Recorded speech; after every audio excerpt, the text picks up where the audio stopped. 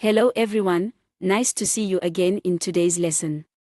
Do you remember what we have learned in the previous class? Do you remember the image of the house with 4 exterior elements? Those are the 4 basic human concerns.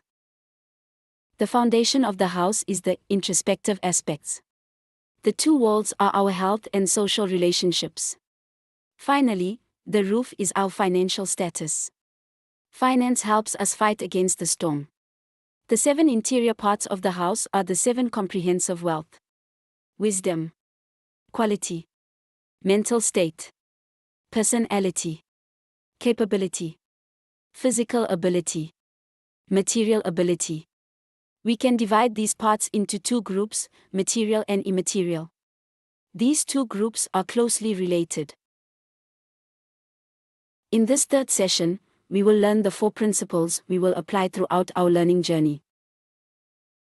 The principle of light and darkness. Question, doubt, enlightenment. Lesson, comprehension, enlightenment.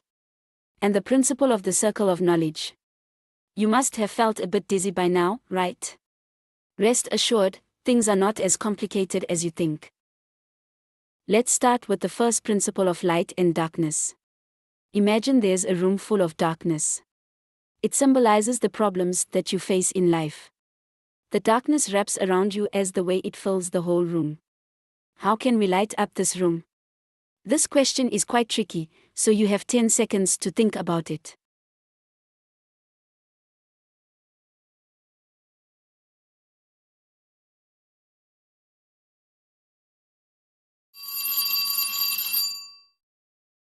"10 seconds is over. What are your options? Have you thought of these 2 ways? The first way is to take the darkness out of the room. And the second way is to let the light in it. So which way have you chosen? I would choose to let the light in. And the message I'd like to send to you is, let's bring the light into the room, do not take the darkness out of it. What does this mean? Solving the introspective, health, relationship, and financial problems is the way to take the darkness out of the room. Let's bring the light in so the house becomes brighter. Then, the darkness will instantly be dissipated. We have 7 lights. Do you remember? Those are the 7 comprehensive wealth mentioned in the previous lesson. When you own the 7 comprehensive wealth and invest in the house's interior, your life problems will automatically be resolved. Please pay attention to this. Do not do the opposite way, which is to take the darkness out of the room. Bring the light into the room instead. For example, when we have a stomachache, we always focus on the symptom treatment first. We rarely find a way to improve our health so that we can prevent the disease from occurring and have a healthier stomach. Focusing only on the symptom treatment is trying to take the darkness out of the room. Improving your health is bringing the light in. For example, when we have a stomachache, we always focus on the symptom treatment first. We rarely find a way to improve our health so that we can prevent the disease from occurring and have a healthier stomach. Focusing only on the symptom treatment is trying to take the darkness out of the room. Improving your health is bringing the light in. Do you often try to take the darkness out of your room? Please answer honestly. Now, think of a problem you are facing and would like to solve. Then you try coming up with 2 solutions: take the darkness out or bring in the light. Your homework is to choose one of the 2 solutions, write it down, and then carry it out afterwards.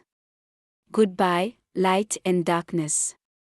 Now we will move to the second principle of question, doubt, awaken. There is a saying. Not how long, but how early one has awakened. Small doubt gives small awakening, and great doubt gives great awakening. That means we need to have doubts and questions about things we don't know or don't understand. These questions can be positive or negative. But either way, it depends on your desires. Positive questioning will give us a positive awakening, and vice versa. The question is the key. Whoever asks the right questions in life is on the right track. What is asked is what we desire, which will make the question positive. Contrariwise, it'll result in a negative question. When choosing the right question, your doubts become appropriate, and the transformation will also be. Only by then will it be easier for us to access what we desire. But, on the contrary, we will be further away from what we want. For example, it's been 1 year since giving birth. You think to yourself when looking in the mirror, Why am I so fat? I look so stout and have saggy skin. How do I get rid of this ugly image and the self-loathing feeling when seeing my friends? a feeling of depression makes your heart sink. Think about it. What if you twist the question a little bit like this? How can I get in shape again and be healthy like before? At that time, you only focus on improving your health and body shape instead of just dwelling on sadness and disappointment. See?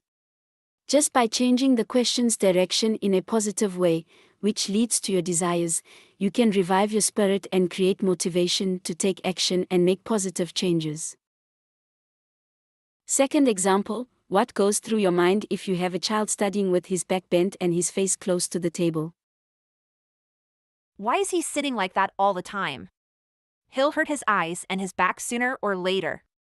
He'll become nearsighted and have a hunch on his back. And so what will you say to your child? Sitting like that will harm your eyes. Do you like to have a hunchback and wear glasses, Eric? Don't sit like that. It's not good. Do you find it effective when thinking and saying this way? Will your child listen and change quickly? From the very beginning, your question was in the negative direction with words like harm, nearsighted, hunchback. So the question at that point was negative and opposite to your wishes, wasn't it? Then your child is less likely to transform in a positive direction. Try this. First, you need to redirect your question positively. How can I help my child sit up straight so that his eyes will be fine and his shape will improve in the future? Because of this positive questioning, your words to your child will change. Eric, you should sit up straight so that your eyes are further away from the table so that your back is straight and your eyes are healthy. Do you think your child will quickly listen to you and change? Just try and see. Now, let's practice positive questioning. Write down all your doubts at the moment. Then, identify which are positive and which are negative. Later, try to transform the negative ones. Please pause the video for a few minutes to complete this task. We are already halfway there. Now we will come to the third principle of lesson, comprehension, enlightenment. We need to implement the principle lesson, comprehension, enlightenment when approaching a new problem or knowledge. This principle helps us apply the received knowledge in our lives. Lessons are something new that I have just learned. Comprehension is what I can apply in life from the lesson learned. Enlightenment is what I have doubted, wondered about, and today there are answers to them. If there are only lessons without comprehension and enlightenment, the lessons are just theories in the book.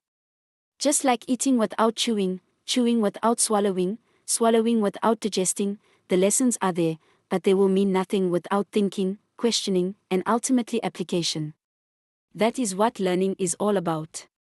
Continuously finding and cultivating the third principle of lesson, comprehension, enlightenment will help us develop day by day. The fourth principle, the circle of knowledge. The circle of knowledge principle helps you be open to any new knowledge. And at the same time, it also makes it easy for you to share your knowledge, which everyone wants to hear. This is the knowledge circle of each person. The center of the circle is what we know or our own knowledge. The brain tends to take in only what it knows and occasionally accepts what it doesn't know. Therefore, we need to get the knowledge of those around us to expand our knowledge. The second layer is what we know but may have been forgotten because we may dislike it or find it boring or uninteresting. The third layer is what we don't know yet, and we are aware of that. And the outermost layer is the knowledge we don't even know about its existence. Everyone has these 4 layers of knowledge. When we understand everything that we learn, our perception does not grow. But when we get to what we don't know, we will question it for a while. Then we make the unknown known. Eventually, we expand our knowledge until we reach the outermost layer, the circle of the unawareness of the unknown. Human knowledge will grow continuously, forming infinite learning ability, similar to a sponge that expands when it absorbs water. Do you know what the benefits of this principle are? First, we can learn more by listening to other people's knowledge. We will gain new knowledge that we haven't known and expand our circle of knowledge more and more. Everyone knows something and doesn't know something. Hence, we can share our knowledge to help others gain more and also learn from them so that both parties can expand their circle of knowledge. Second, this principle helps us maintain our modesty. Because everyone knows something and may not know many things, understanding that you will control your arrogance and not be too self-conscious about your inadequate comprehension. The circle of knowledge principle will help you to constantly learn to expand your knowledge through communication with those around you. First, patiently listen to the speaker's knowledge to expand your knowledge. Then input your additional knowledge to together clarify and broaden the unknown for both of you. And so we have gone through 4 valuable principles. Do you remember what they are? The principle of light and darkness. The principle of question, doubt, awaken. The principle of lesson, comprehension, enlightenment. And the circle of knowledge. Please think about your lesson, comprehension, enlightenment after today's lesson. Hopefully, this will be your equipment for the upcoming classes and become a helpful tool in your daily life. See you in session 4 with the topic Triangle of Reality.